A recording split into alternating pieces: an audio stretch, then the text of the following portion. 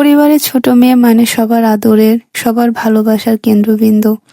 যে একসময় ঘরে কিছু চাইলে সবাই হাসি মুখে দিত, আজ সে মেয়েটাই অন্য ঘরে গিয়ে শিখেছে কিভাবে সবকিছু নিজের হাতে গড়ে নিতে হয়।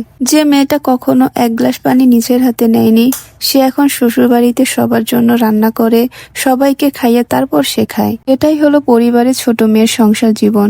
সংসারের শুরুতে ছোট মেয়ে বোঝে বাস্তব জীবন গল্পের মতো মিষ্টি নয়। এখানে দায়িত্ব আছে, কষ্ট আছে, আর আছে নিজের জায়গা তৈরির লড়াই। পরিবারের ছোট মেয়ে যখন বিয়ে করে দূরে চলে যায়, তখন ঘরের কোণগুলো নীরব হয়ে যায়, আর সে নিজেও বোঝে এই পৃথিবীতে নিজের ঘর বলে কিছুই নেই। সব ঘরেই নিজেকে মানিয়ে নিতে হয়।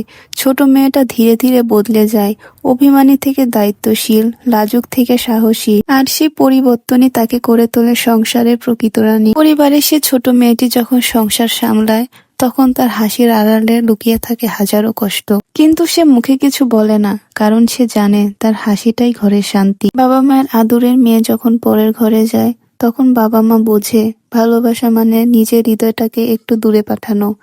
আর মেয়েটা বোঝে ভালোবাসা মানে সহ্য করা, মানিয়ে নেওয়া, আর সবকিছু হাসি মুখে মেনে নেওয়া।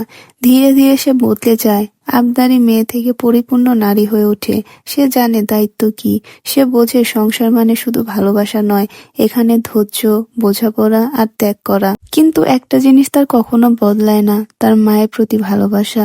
যতই দূরে যাক, তার মনটা রয়ে যায় মা বাবার ঘরে, সেই পুরনো ঘরের কোণে, যেখানে এখনো তার হাসির প্রতিধ্বনি বাজে। মেয়ে চলে যায়, কিন্তু সে হারিয়ে যায় না। সে শুধু নিজের পৃথিবীটা বদলায়, আর মা বাবার ভালোবাসা নিয়ে নতুন ঘরটাকে আলোকিত করে তোলে।